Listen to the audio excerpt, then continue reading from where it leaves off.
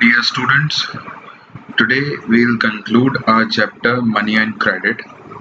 So, the topics that we'll cover today are self-help group for the poor. Our four slides are based on this topic only, that is self-help group for the poor, and then four NCERT questions we'll discuss today, and I will be giving you an assignment that you have to do.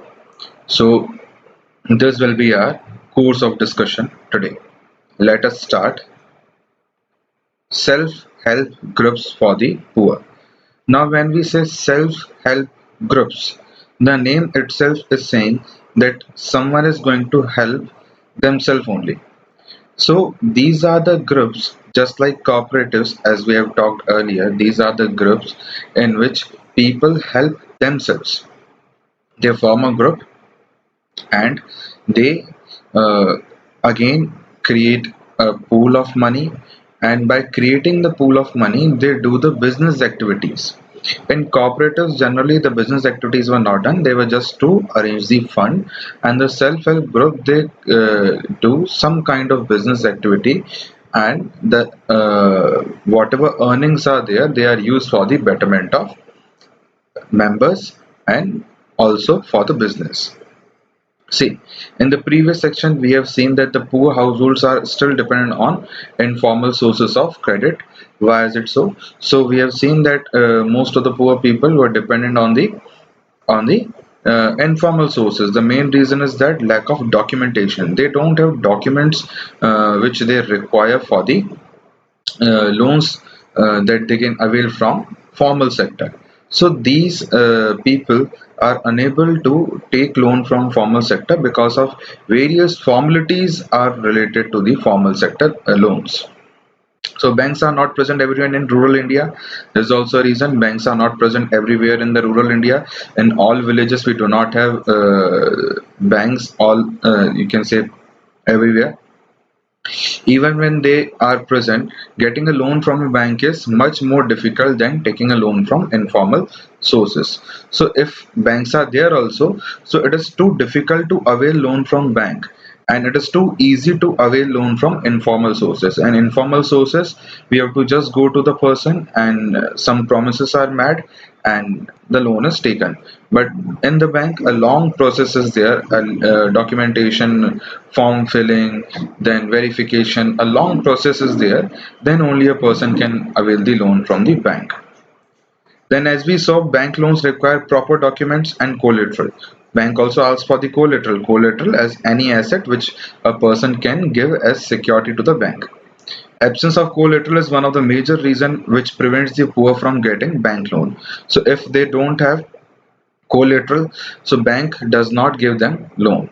So that is also a reason that people are not able to get loan from the bank. So if this type of question comes, that why people are, or why poor people are more dependent on the informal sources of loan, so we can write down this as our answer, that banks हर जगह present नहीं होती हैं, और bank से loan लेना काफ़ी difficult होता है, इनफॉर्मल सोर्सेज से लोन लेना इजी होता है। बैंक जो है वो हमें डॉक्यूमेंट्स मांगती है हमसे, और साथ ही साथ कोलेटरल भी मांगती है, और कोलेटरल नहीं होने की वजह से बैंक से लोन लेना बहुत मुश्किल हो जाता है। इसकी वजह से जो पुअर पीपल होते हैं वो बैंक से लोन नहीं ले पाते। तो एक तो बैंक हर जगह होती नहीं है, होती भी है तो वहाँ से लोन लेना बहुत डिफ़िकल्ट होता है। क्यों? क्योंकि वहाँ पे डॉक्यूमेंटेशन और कोलेटरल की डिमांड होती है, जो कि हर कोई फुलफिल नहीं कर पाता। So these are the reason because of which poor people cannot avail the loan from bank. So in recent years, people have tried out some newer ways of providing loans to the poor. So some newer ways are self-help groups.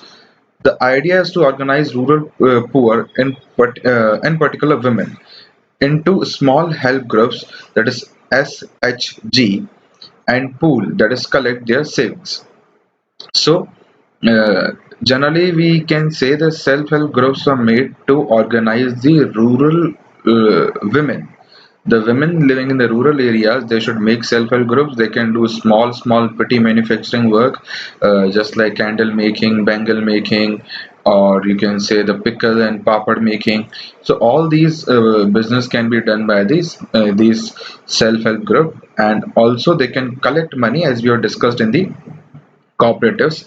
Here also they create the pool pool of money, and the savings are done, and those savings are used for the betterment of members of self-help group. The typical self-help group has 15 to 20 members. There are nearly how many members? 15 to 20 members in every self-help group, usually belonging to the neighborhood, and all live near to their house, means they belong to their neighborhood only. It is necessary that they should belong from the neighborhood, or their it is possible to meet them in a very easy manner. Reason is that it will help them because they have to conduct business activities, they have to conduct financial activities on a day-to-day basis, so it is very much necessary that they should belong to the same neighborhood, who meet and save regularly. So it is important for them to meet and save regularly. That is why the members should live in near to each other. Then saving we can say 25 to 100 rupees or more. It depends upon the ability of people. So they can how much amount they can save, collect, that depends upon their ability. Members can take small loans from groups itself to meet their needs. The group charges interest on these loans, but this still less than what the money lender charges. So when they create the pool of money, they collect the money according to their capacities, that can vary from 25 to 100 rupees, and still more if they have more capability. And members, according to their need, they can avail loan from their group only. And many a times group charges interest, and many a times they don't charge the interest, and if they charge the interest, it is way less than the even you can say money lender, and many times way less than the what bank charges the loan, because they are collecting money by their own. So many a times many self-help group don't charge any interest to the a person. But nowadays it has been seen that if interest is not charged, then there is a problem that people do not return money on time. That is why a nominal interest rate is charged. So that is how they help each other, and that is why this is known as self-help group. Then after a year or two, if the group is regular in saving, it becomes eligible for availing loan from the bank. Loan is sanctioned in the name of the group. So many a times it happens, if the group is working well and they are regular in savings and they are doing a good business, so they can also take loan from the bank, and bank also provide them the loan.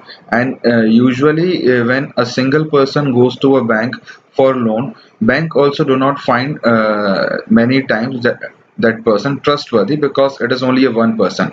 But when a group of 15 to 20 people goes, that means a self-help group goes, then the liability, that means responsibility of paying back the loan, rests with all the members. That is why bank have more trust in the self-help groups rather than the individual, so they get loan very easily from the self-help group.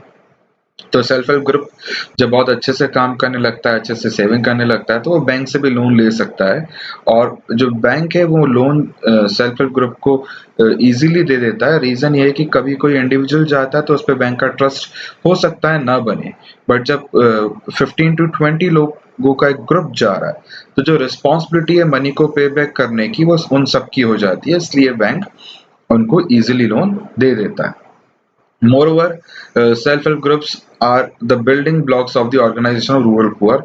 In rural areas, they are building blocks. Building blocks means they are a supporting tool, और बहुत ही strong एक way out है rural areas में fund को avail करने का.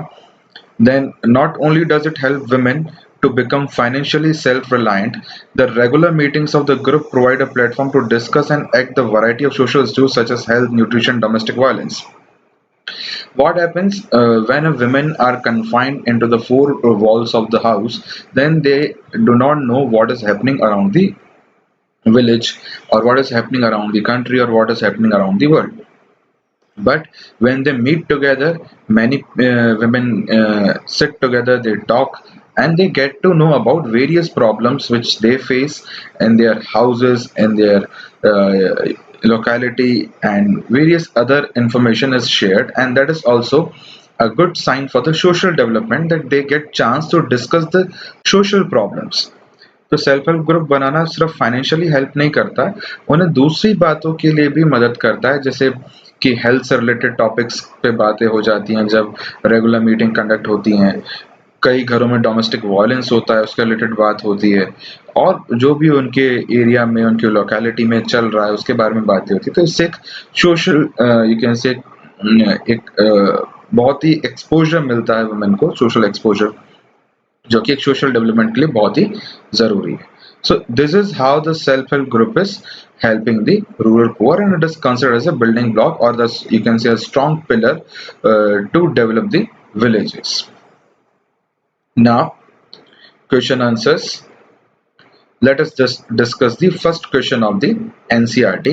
In our first question of NCERT, it is given: in situations with high risk, credit might create further problems for the borrower. Explain.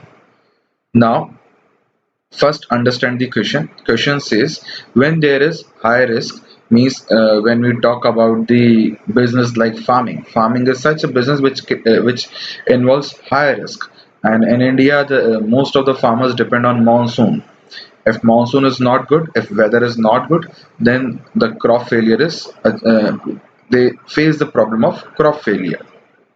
So if they are availing credit and they are doing all the activities with the help of credit, and in case crop fails, then it further creates problem for the borrower and they are unable to repay the loan, and they are into the debt trap that we talked earlier. That what is debt trap?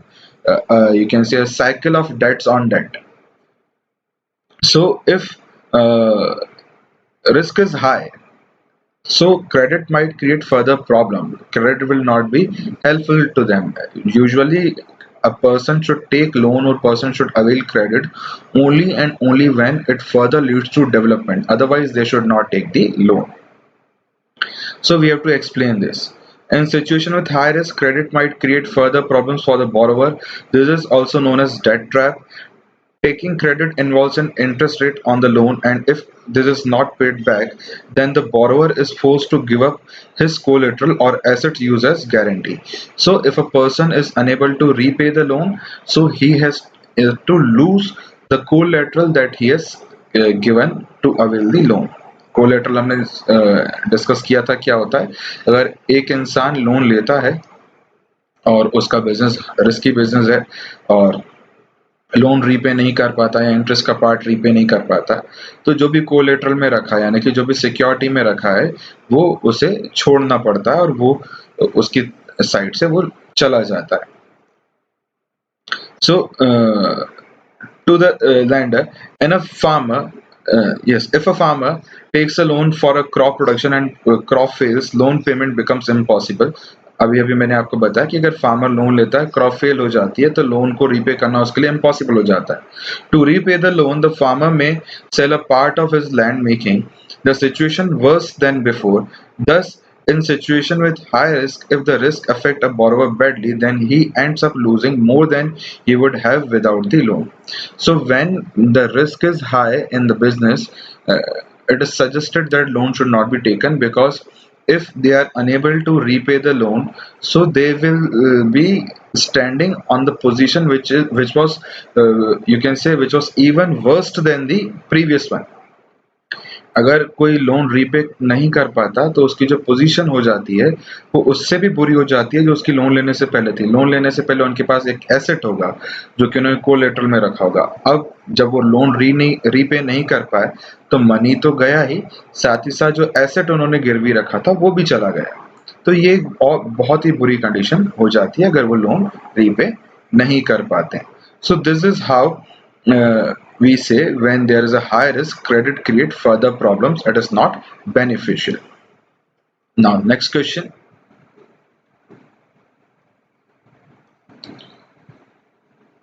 Next question is this: how does money solve the problem of double considerance of bonds? Explain with an example of your own.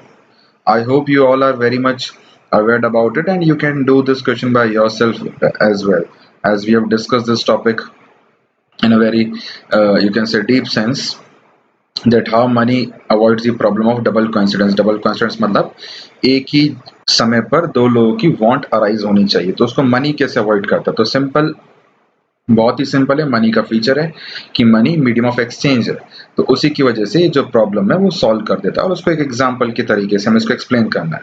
I am reading out the answer. In a barter system where goods are directly exchanged without the use of money, double considerance of want is an essential feature.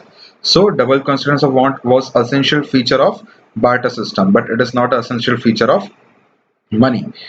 By serving as a medium of exchange, it is important. By serving as a medium of exchange, money removes the need of double consideration of wants and difficulties associated with the barter system. So this is our answer, and then we have given one example. So double considerance of want was necessary in barter system, but as money came, uh, because money is a medium of exchange, so this double consider wants has been removed from the money, and all the difficulties which were associated with barter system also were removed with the introduction of money. For example, it is no longer necessary for the farmer to look for a book publisher who will buy his cereals at the same time sales him books. So it is not necessary for any person to look for another person to sell and buy the products with each other. All he has to do to find a buyer for cereals, if he has exchanged his cereals for money, he can purchase any goods or services which he needs. This is because money acts as a medium of exchange. So this is our second answer.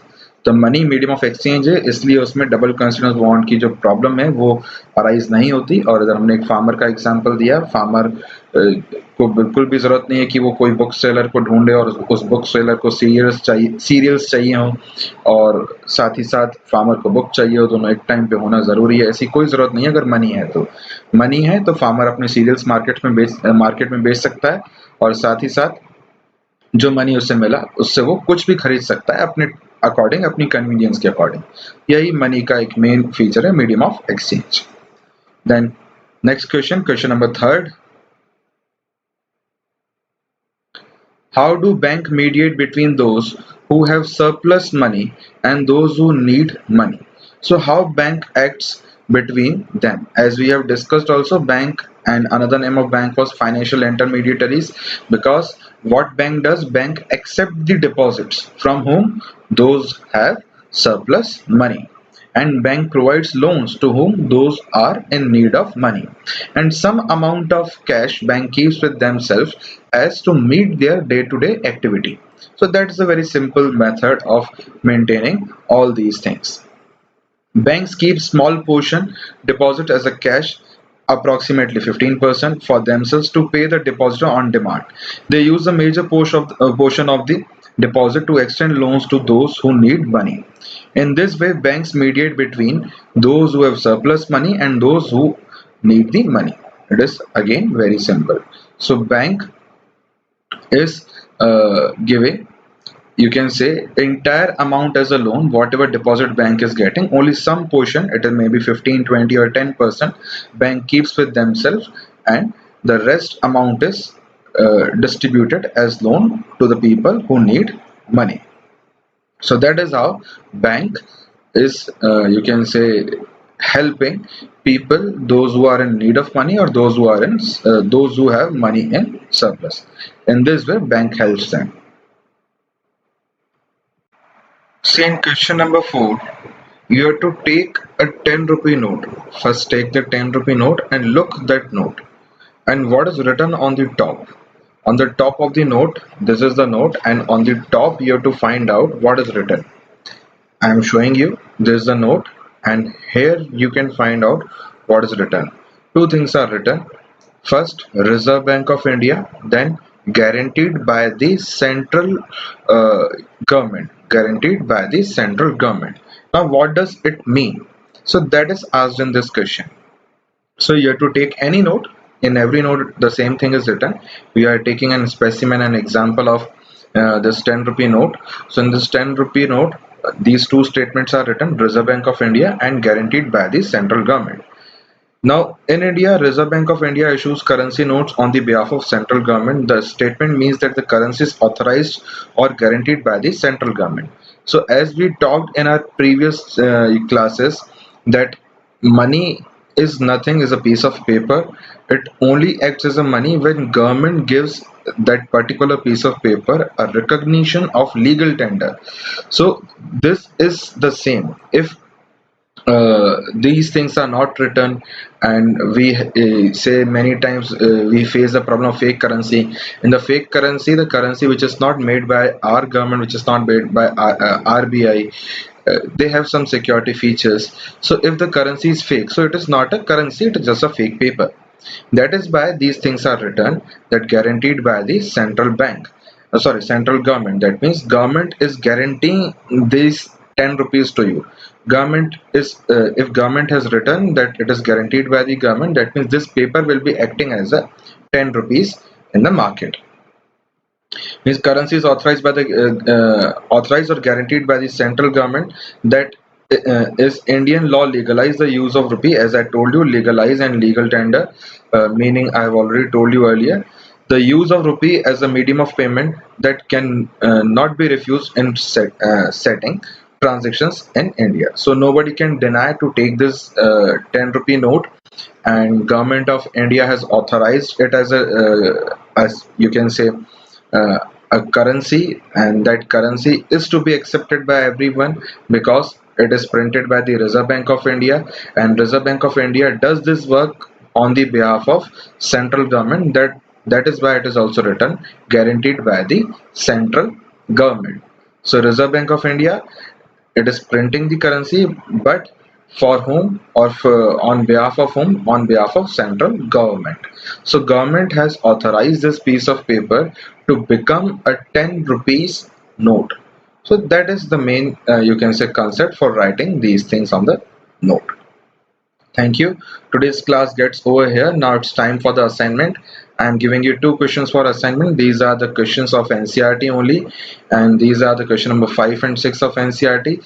We have yesterday discussed about the formal sources of credit. Even today we have discussed some of things of it, and today we have had a great discussion on this topic, that is self-help groups for the poor. So these both questions you have to write by your own, and kindly send the pictures of the work that you are doing in your uh, homework notebook. So write down these questions in your homework notebook.